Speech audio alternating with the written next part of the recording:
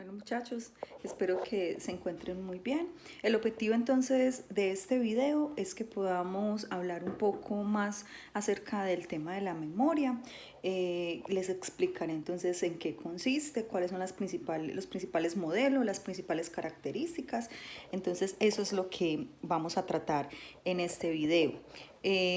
La memoria, entonces, debemos empezar.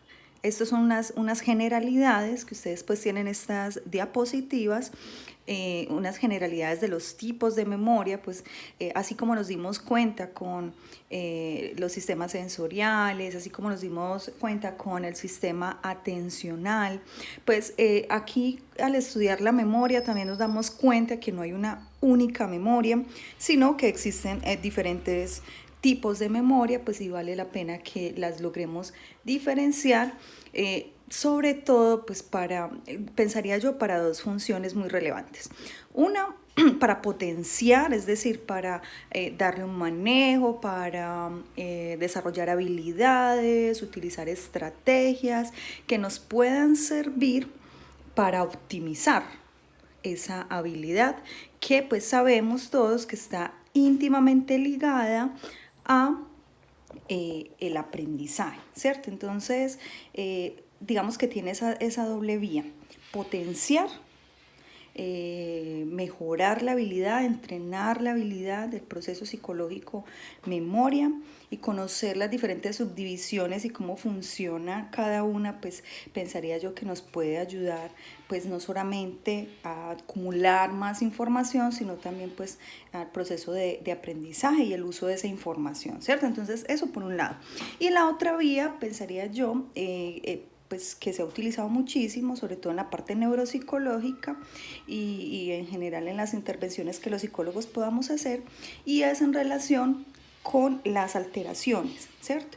Saber específicamente qué parte de la memoria se puede haber visto afectada o que no se desarrolló como debió haber sido, nos puede ayudar a los psicólogos y en general a los neuropsicólogos a generar procesos de habilitación y rehabilitación, pues conocer específicamente qué parte de la memoria se está afectando, pues va a permitir mejores planificaciones o mejores planes de intervención, por decirlo de esa manera. Entonces, eso es bastante relevante. Entonces, aquí hay un cuadro pues muy general donde nos habla de algunos tipos de memoria, la memoria a corto plazo, y como ven allí lo habíamos hablado ya, pues también se incluye la memoria de trabajo. Espero pues que en la revisión que ustedes hicieron, en el trabajo que hicieron, hayan logrado hacer una diferenciación. Si no, pues en este video se los voy a explicar. La memoria a largo plazo, que me gusta llamarla el gran almacén. La memoria episódica, que hace parte de esa memoria a largo plazo, como lo vemos acá, MLP. Y la memoria semántica, información también relacionada con la memoria a largo plazo, ¿cierto? Hoy, pues, digámoslo así, es una subdivisión de la memoria a largo plazo.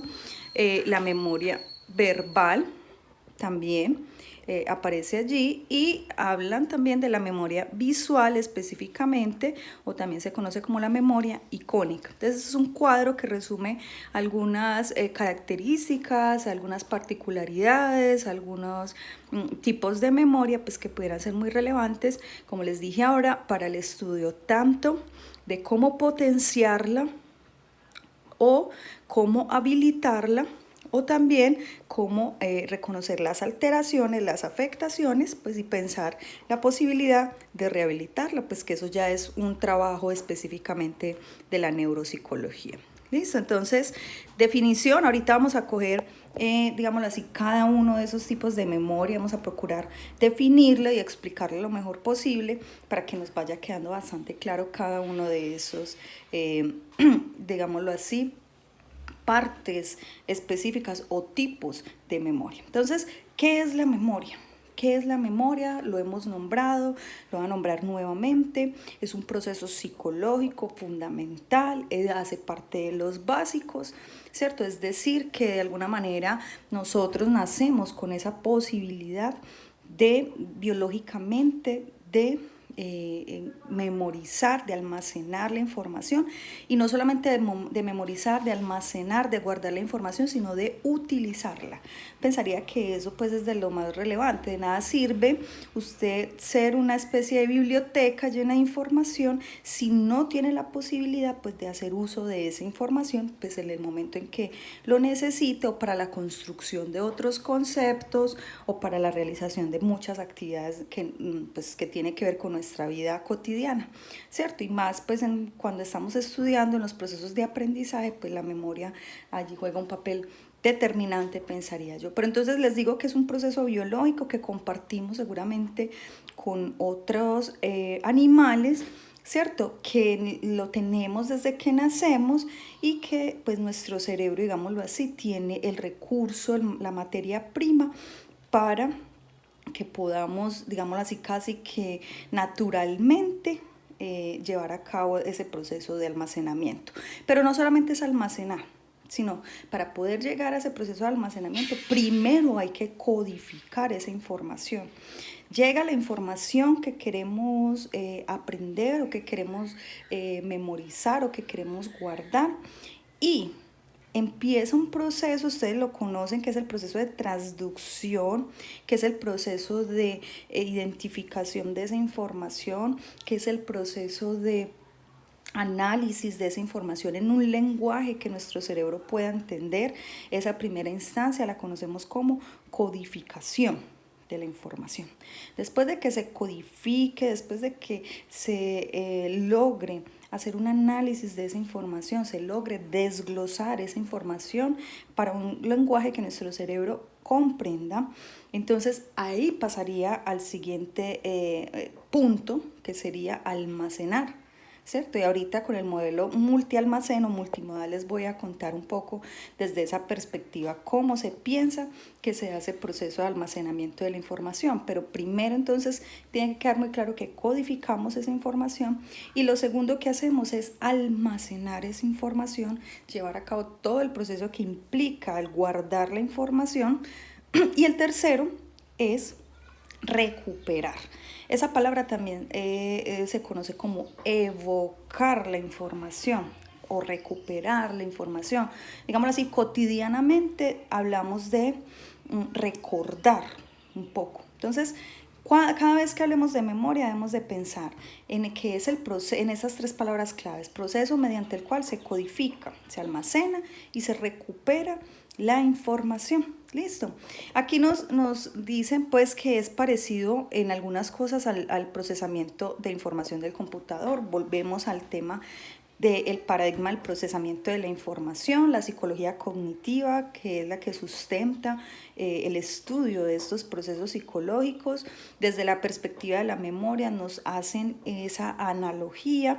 En el tema específicamente de la memoria nos hacen la analogía como un computador. En términos de procesamiento, se parece a un computador. Así como ingresa la información, se procesa, ¿sí? Todo eso de ingreso y proceso tendría que ver con el proceso de codificación, y almacena la información, ¿cierto? En el disco duro, en la analogía con el computador, en el disco duro se almacena, y cada vez que necesitemos esa información, pues la buscamos en aquellos archivos, carpetas que lo tengamos guardado. Entonces un poquito pues como tratar como de verlo como un computador, pero digámoslo así, hay una excepción, y es que en el procesamiento, y esto es muy importante para que no nos vayamos a confundir, cuando hablamos del procesamiento de la información, se parece al de un computador en el procesamiento.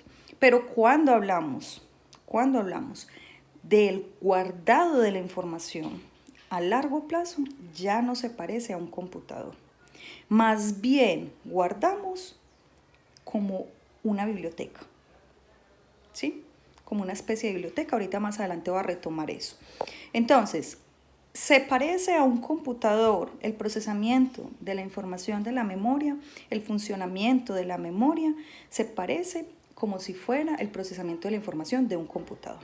Pero a la hora de almacenar, no se parece a un computador. Se parece más bien a una biblioteca. Ahorita les voy a hablar un poquito más de eso. ¿Listo? Aquí nos está diciendo entonces que para que el proceso de evocación, acuérdense que evocación es recuperar la información, estamos hablando de lo mismo, evocar, recuperar, recordar. Para que eso sea posible, primero es necesario, como les decía ahorita, enviar la información a nuestro cerebro, retener, ser capaces de retener esa información. Es muy importante que sepan que hay personas con alteraciones que no son capaces de llevar a cabo este proceso. Por ahí hay varias películas, ¿cierto? Que es importante pues como que le demos una revisadita. Hay algunas de ellas, ahorita les voy a nombrar algunas de ellas, pero que nos muestran precisamente cómo para algunas personas pudiera ser pues muy normal esto y muy cotidiano, y para otras personas de pronto con daño cerebral o con alteraciones pues no son capaces, por ejemplo, de retener esa información. Y en la película que vamos a ver y que vamos a analizar, seguramente pues vamos a tener la oportunidad de identificar este proceso como tal y recuperarla, pues como lo habíamos dicho. Entonces, para que podamos evocar es necesario codificar, almacenar y recuperar la información. Esas tres palabras van a definir entonces lo que es, en términos generales, la memoria. Entonces, así como hemos visto en los otros procesos psicológicos, digámoslo así, participación de autores muy significativos, de investigadores que quisieron estudiar cada uno de estos procesos, pues obviamente en memoria también ocurre así. Aparece Hermann Ebbinghaus, muy interesante aporte que él nos trae, ¿cierto? Y vamos a mirar qué es lo más relevante. Ustedes lo leyeron allí en sus documentos, pero voy a puntualizar lo más relevante de lo que propone él. Debemos de reconocer que Ebbinghaus es muy importante para los estudios de la memoria, pues se considera el pionero en estudios científicos de la memoria, el pionero. Sí, ok. Quiere decir que es una persona que es reconocida, y que donde ustedes busquen bibliografía seria, científica sobre la memoria, seguramente él va a aparecer varias ocasiones, porque los descubrimientos que él hizo, los estudios que él hizo, las investigaciones que él hizo y los resultados de esas investigaciones han generado una gran influencia. Cuando ustedes más adelante tengan la oportunidad de conocer algunas pruebas psicológicas que permitan la evaluación, por ejemplo, de la memoria, si a usted pues le interesa mucho este tema, se va a encontrar con que hay varias de las evaluaciones o de las pruebas de la memoria que se basan en principios que concluye este investigador, este científico, esta persona que se considera entonces pionero en los estudios de la memoria. Entonces tenemos acá muy relevante a este señor Hermann Ebbinghaus en 1850 a 1909. Ya les dije entonces que es el pionero en los estudios científicos de la memoria. Inicialmente quiso estudiar la memoria pues desde dos aspectos. Retomó la elaboración de material neutro, es decir, sílabas sin sentido, lo que quiere decir que Ebbinghaus inicialmente retoma informaciones, sílabas y palabras que no tenían ningún significado. Quiso estudiarlas para determinar la capacidad que tenían las personas de memorizar esas palabras sin sentido. Entonces, eso es muy importante. Retoma, ensayó, hizo investigaciones con material sin sentido y quiso mirar pues qué relación tiene ese material sin sentido o esa información neutra con la capacidad de memorizar. Y lo otro es esa introducción de un método que permitía la cuantificación del aprendizaje, ¿cierto? Es decir, por eso se destaca por sus estudios científicos, porque quiso que no fuera un asunto, como lo hemos hablado, de introspección o un asunto de intuición, sino que fuera un asunto científico, medible, cuantificable, ¿cierto? Y lo estaba relacionando con el tema del aprendizaje. ¿Listo? digámoslo así, entonces sus estudios se fundamentaron, digamos que en un examen se pregunte en qué se fundamentaban los estudios de Ebbinghaus, en material neutro y en la cuantificación o en el uso de métodos para cuantificar el aprendizaje. Entonces, de las primeras conclusiones a las que llega este modelo, este autor, decía que frente a una mayor práctica hay un mayor aprendizaje. ¿Listo?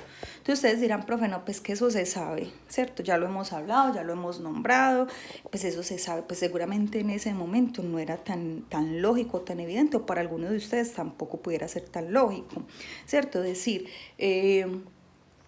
entre más practico, más posibilidades tengo de aprender. Entonces, eso suena como muy normal y muy usual y muy cotidiano, de eso se habla mucho. Tanto se habla, como les digo, que retoman entonces estas conclusiones que por allá entre 1850 y 1909 Ebbinghaus descubre, ¿cierto? Entonces, todas las veces que yo les he dicho a ustedes, muchachos, sí es posible aprender, desde que usted no tenga pues ningún daño cerebral, incluso teniendo el daño, hay pues siempre esperanzas y posibilidades de aprender, de mejorar. La plasticidad cerebral nos ha demostrado todas las habilidades que tiene el ser humano, las posibilidades que a pesar de las adversidades, a pesar de los daños cerebrales o de las afectaciones que haya tenido la persona a nivel de desarrollo, siempre tiene la posibilidad de aprender. Incluso podríamos decir que las personas aprenden, son capaces de memorizar, incluso hasta el día de su muerte, pensaría yo, ¿cierto?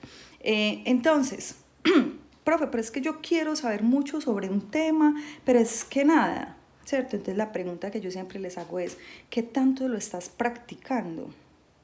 ¿Qué tanto te estás entrenando? Contame cuántos libros te has leído sobre eso, cuántos documentos, cuántos videos, cuánto has buscado sobre el tema, has investigado, te has inquietado, le has preguntado a alguien que sepa del tema. ¿Cuánto? No, profe, nunca, pero yo quiero saber sobre eso y no soy capaz, me leí este documento y no lo entiendo, yo quiero saber sobre esto. Es que ¿será que yo soy muy bruto? ¿Será que yo soy muy bruta? Me han dicho varios estudiantes en mi experiencia. Yo les digo, no sé, yo no creería que tenga que ver con que sea bruto, es decir, que le falte inteligencia ni nada por el estilo. Pensaría yo más bien es cuánto te has entrenado en eso, ¿cierto? ¿Qué tanto te has entrenado en esas habilidades? Entonces, Ebbinghaus concluye cosas tan relevantes como eso. Sabía que entre más práctica había mayor aprendizaje. Y pilas pues con esto otro que concluye Ebbinghaus, que se convirtió en un referente para sus investigaciones. Estableció un criterio objetivo de aprendizaje, un criterio objetivo de aprendizaje. Es decir, habló sobre la reproducción sin error. Reproducción sin error quiere decir que o está relacionado con el número de repeticiones que un sujeto tenga que hacer o el tiempo invertido para alcanzar ese aprendizaje. Ebbinghaus entonces quiso, como ya les había dicho, él trató de cuantificar el aprendizaje, quiso entonces identificar pues cuántas veces o cuánto tiempo, digamos así, cuántas veces tiene que repetir un sujeto algo para aprenderlo, cuántas en promedio, ¿cierto? Y cuánto tiempo tiene que invertir para generar ese aprendizaje. Entonces es pues como lo que nos propone Ebbinghaus hasta el momento. Pues les insisto, es un modelo muy relevante para nosotros, pues sus conclusiones han ayudado a comprender en gran medida la memoria. Entonces también dice, fue capaz de medir el grado de retención y de olvido, ¿sí? Además de algunas variables que afectan el aprendizaje. Entonces, Ebbinghaus allí quiso contarnos cuánto o qué influye más bien, cuánto tiempo se demora, pero también qué influye en que una persona retenga la información y qué va a influir en que la persona olvide la información.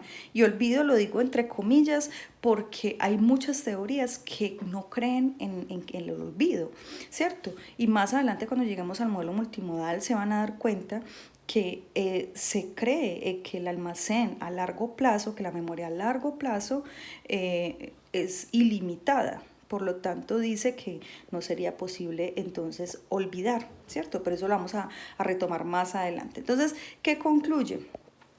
Ebbinghaus en relación con esa retención, sobre todo las variables que afectan el aprendizaje y de y guardar y almacenar esa información, concluye entonces lo siguiente, que es muy relevante.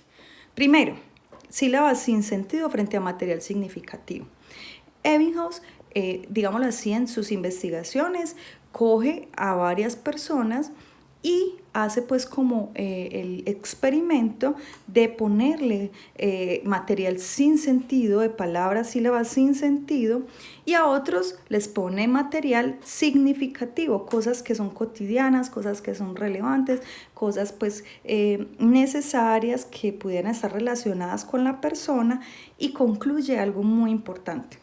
Frente a esas dos posturas, concluye que el material significativo se aprende 10 veces más rápido.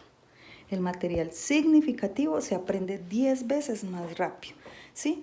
Entonces ya nos empiezan a llegar pues como esas estrategias, ya empezamos, y pienso yo que es muy relevante que ustedes empiecen a utilizar todos esos descubrimientos que hicieron estos señores y que los apliquen en su proceso de formación. Entonces, relevante, hombre, si me ponen material que no tiene sentido frente a material significativo, la probabilidad de que aprenda más fácilmente es de 10 veces más si el material que yo aprendo resulta ser significativo para mí, ¿sí?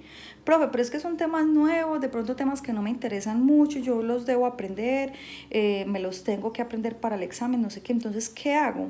¿Cómo hago para que ese material se convierta en significativo? Ahí sí tiene que pensar usted en esa estrategia. ¿Qué se le ocurre? Le hago yo esta pregunta en ese momento. ¿Qué se le ocurre? ¿Qué material puedo yo utilizar significativo que me permita a mí mejorar mi proceso de aprendizaje? Porque ya Ebbinghaus nos dice que se aprende 10 veces más lo significativo frente a lo que no es significativo para mí. Listo. Otra conclusión. Olvido en función del tiempo transcurrido desde el aprendizaje.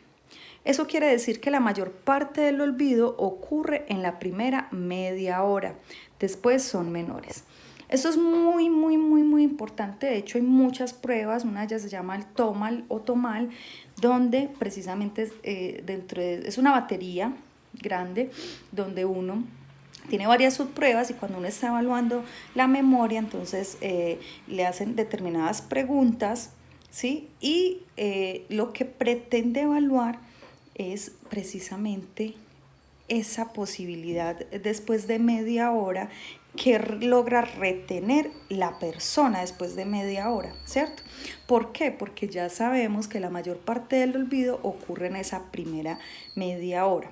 Entonces, cuando aplicamos esta prueba, entonces uno le hace una pregunta, por ejemplo, le cuenta una historia. Hay un punto que es uno contar una historia, o leer un pedacito, leer un fragmento, estar pendiente pues de que la persona obviamente sí lo haya entendido, sigue realizando la prueba, siguen haciendo otras actividades, el evaluador está muy pendiente del tiempo, y cuando pase media hora de la nada, sin decirle obviamente a la persona que está evaluando, de un momento a otro, la media hora, le pregunta, ¿se acuerda de la historia que le conté ahora o el fragmento que le leí ahora? Ah, sí.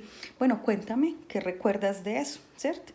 Para tratar de evaluar precisamente esta parte de la que estamos hablando. Entonces, ¿usted cómo lo puede utilizar en la vida cotidiana, en su proceso de aprendizaje? Estudie, ya sabe que debe repasar, ya sabe que debe buscar la manera de que esa información se convierta en significativo para usted, porque ya se sabe que se aprende 10 veces más lo significativo. Entonces, ¿qué más se puede hacer con esta otra conclusión? Espera media hora después de que repasó, después de que practicó, después de que se entrenó, espera media horita, y en media hora, sin pasteles, se hace como una especie de examen, se hace una especie de autoevaluación. Lo que usted recordó, unas preguntas en relación con lo que usted estaba estudiando.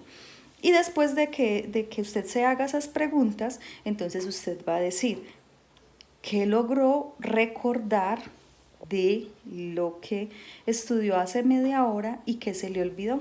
Seguramente lo que logró recordar, pues podemos decir que ya pasó a la memoria a largo plazo y que lo aprendió. Pero lo que se le olvidó o lo que no logró recordar, quiere decir que no lo almacenó adecuadamente y que lo debe de trabajar muchísimo mejor para que realmente se quede consolidado en el almacén de largo plazo. ¿Listo? Otra conclusión a la que llegan con el modelo de Ebbinghaus habla de la longitud de la serie. Nos dice que si entre más larga sea lo que usted se quiere aprender, aquí nos dan, más adelante nos dan un ejemplo de unos números y demás, entre más largo sea o entre mayor información, pues obviamente va a requerir mayores repeticiones o invertir mayor tiempo en el aprendizaje. Eso también lo sabemos, ¿cierto? Lo que puede resultar más difícil para mí o lo que es más largo, pues va a necesitar mayor repetición o invertirle mayor tiempo. Otra de las conclusiones habla del efecto del número de repeticiones de una serie.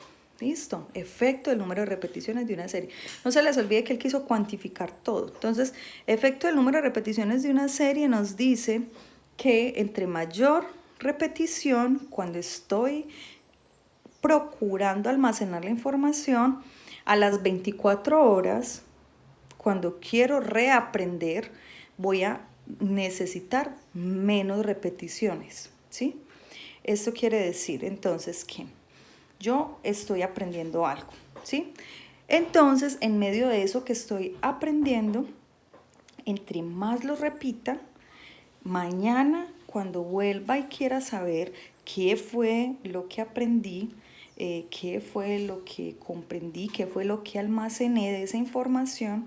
Sí, obviamente a veces son cosas muy complejas que no van a ser suficientemente con que usted lo estudie una vecesita o lo repita una vecesita. Nos está diciendo que si ese día que usted quiso aprender esa información, guardar esa información, lo hace, lo repite varias veces y nos dice por lo menos 3 veces, pero entonces entre más se repita, al otro día a las 24 horas, cuando usted quiera recordar esa información o continuar aprendiendo sobre ese tema, va a necesitar menos repeticiones. ¿Listo? Y otra, digámoslo así, conclusión muy relevante que hace parte de este modelo de Ebbinghaus, hace referencia a la distribución de la práctica. Eso también es muy importante y espero yo pues que empiecen a utilizarlo, digámoslo así, en su cotidianidad, y nos está diciendo que la distribución de la práctica implica que es mejor extender los ensayos en el tiempo que en una sola sesión. Es decir, que si es algo muy grande, que si es algo difícil, que si es algo con mucha información, ¿cierto? Que es algo, pues obviamente que es algo nuevo para usted, que usted de pronto no le quede tan fácil aprenderlo de una, o que es tanta información como lo de estos cursos o de otros como psicobiología, que es tanta información que usted la quiere aprender, pero que no es muy difícil o resulta un poco complejo porque es bastante. Entonces nos está diciendo, es mejor extender los ensayos en el tiempo que en una sola sesión. ¿Sí? Es decir, distribuir esa información por momentos y no meterse toda esa información de una. ¿Sí? Yo quiero aprender sobre este tema, entonces leo, estoy con un documento completo, no me meto, me leo todo el documento de una y quiero aprendérmelo todo, sino que lo distribuyo, leo 2 hojas, paro, tomo algo, leo otras 2 hojas, pero no es leer a la carrerita para poder parar o irme a tomar algo, no sé qué, sino leo, interiorizo, comprendo esta parte, paro un momentico, luego hago la otra parte, paro un momentico, luego hago la otra parte. Quiero memorizar una cosa, no es de una vez meterse toda esa información y repetir como un lorito, porque ya sabemos que eso no es efectivo en los procesos de aprendizaje. Eso es efectivo para ganar exámenes, pero sí es efectivo para los procesos de aprendizaje, digamos nosotros los psicólogos, para poder cuando termine la carrera, cuando pasen los 5 años que se demora usted estudiando psicología, que pase todo este tiempo y eso que usted repitió como un lorito sin sentido en algún momento y se llenó de información para ganar un examen, pues muy seguramente cuando usted se gradúe, pues probablemente ni se vaya a acordar de muchas de esas cosas, ¿cierto? Entonces la idea es que más bien poco a poco trate de ingresar esa información y no toda de una vez en una sola sesión, sino por fragmentos, vaya usted aprendiendo todo esto, todo lo que tiene que ver con lo que usted quiere guardar en su memoria a largo plazo. Listo, entonces, pues esto en relación con el modelo de Ebbinghaus. Vamos a continuar entonces con el siguiente modelo.